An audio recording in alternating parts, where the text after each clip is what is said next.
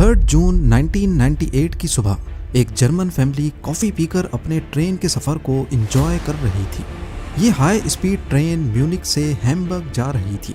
सुबह 10:30 का वक्त था और अभी तक सब कुछ नॉर्मल था।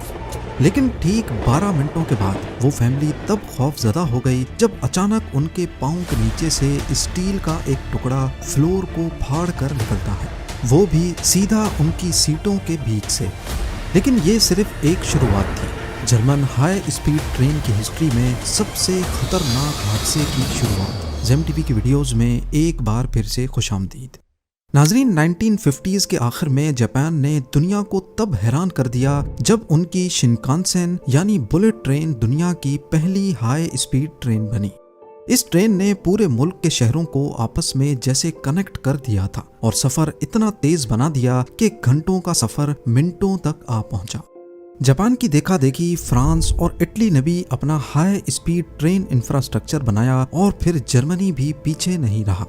जर्मनी ने अपना खुद का हाई स्पीड ट्रेन प्रोजेक्ट शुरू किया जिसका नाम रखा गया ICE यानी इंटरसिटी एक्सप्रेस। 1980s में जब ये ट्रेन्स मंजर आम पर आईं तो दुनिया को लगा कि ट्रेन्स का बस यही फ्यूचर है। इनमें हर उस चीज का ख्याल रखा गया जो इंसान तसव्वुर कर सकता था। एरोडायनेमिक डिजाइन, मॉडर्न कंप्यूटर्स का इस्तेमाल और बेमिसाल आरामदेह सफर, सब कुछ परफेक्ट लग रहा था। लेकिन हर परफेक्ट सिस्टम के अंदर एक छुपी हुई कमजोरी जरूर होती है और आइस ट्रेन्स की कमजोरी थी उनके व्हील्स।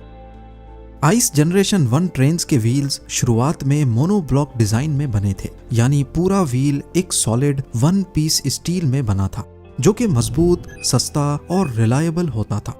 पर इस मोनोब्लॉक व्हील में एक मसला नोटिस किया गया। कुछ सालों बाद पैसेंजर्स शिकायत करने लगे कि जब ट्रेन हाई स्पीड पर चलती है तो उसमें एक अजीब सी वाइब्रेशन होती है। बूफे कार जहां फूड सर्व किया जाता है वहां पड़े ग्लासेस, चमचे, कांटे वाइब्रेशन की वजह से आवाज करने लगते थे। ये वाइब्रेशंस और आवाजें सफर को काफी अनप्लेजेंट बना रही थी और फिर आखिरकार जब इंजीनियर्स ने चेक किया तो मसला व्हील्स के अंदर था।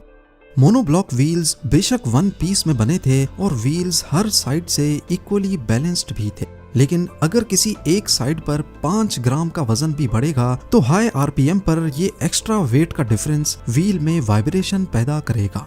और असल में हो भी कुछ ऐसा ही रहा था। हाई स्पीड पर चलने की वजह से फ्रिक्शन ने मोनोब्लॉक व्हील्स की कुछ साइड्स को अनइक्वली घिसा दिया था जिससे व्हील का बैलेंस बिगड़ गया। स्लो स्पीड पर तो महसूस नहीं होता था, लेकिन जब ये unbalanced wheel 250 kilometre per hour पर घूमता तो पूरी ट्रेन में एक वाइब्रेशन होने लगती। ये किसी भी व्हील की एक कॉमन प्रॉब्लम होती है। गाड़ी के व्हील्स में भी अगर किसी एक साइड पर 2 पंचर एक साथ लगाए जाएं तो उस तरफ सिर्फ कुछ ग्राम्स ही सही लेकिन वजन बढ़ जाता है जो तेज स्पीड में वाइब्रेशंस पैदा कर सकता है। इसको हल करने के लिए व्हील बैलेंसिंग करवाई जाती है और टेक्नीशियन ऑपोजिट साइड पे उतना ही वजन लगाकर व्हील को बैलेंस कर देता है। पर ट्रेन के लातादाद पहियों को बैलेंस करना एक बहुत ही मुश्किल काम हो सकता है, खासकर अगर वो एक ही पीस में बना हो। और व्हील्स को रिप्लेस करना भी ना सिर्फ मुश्किल बल्कि काफी कॉस्टली पड़ जाता है। लिहाजा जर्मन इंजीनियर्स ने आइस ट्रेन्स के इस मसले को फिक्स करने का एक नया सॉल्यूशन निकाला और वो था रेजिलिएंट व्हील्स।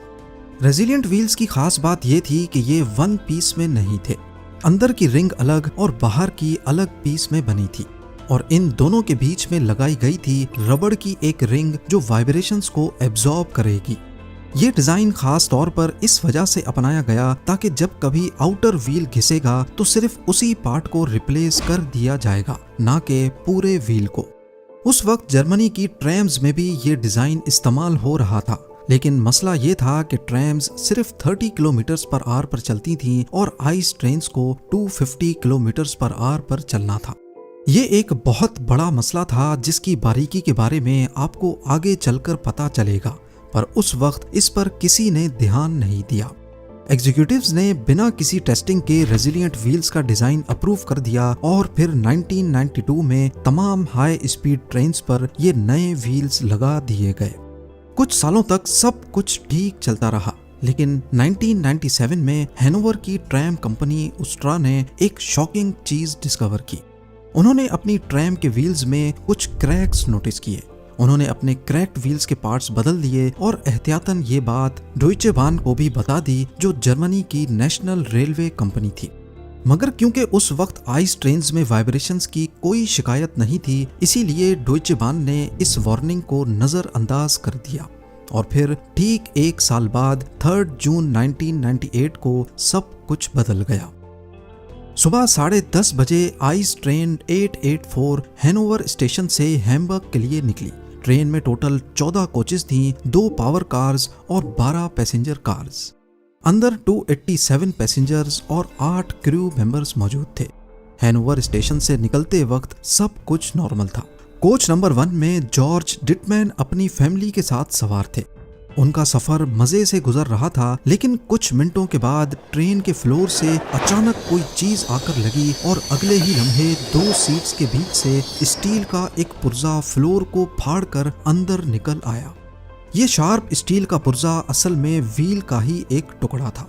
ये देखकर जॉर्ज और उसकी फैमिली फौरन पैनिक में आ गई, जैसे उनके पैरों तले जमीन खिसक गई हो। जिस तेजी से वो लोहा अंदर आया, अगर वो थोड़ा सा लेफ्ट या राइट होता तो उसकी फैमिली जिंदा नहीं बचती। उसने फौरन अपने बीवी बच्चों को बराबर वाले कंपार्टमेंट में भेजा और खुद कंडक्टर को ढूंढने चला गया। कंडक्टर उस वक्त तीसरी कोच में मौजूद था।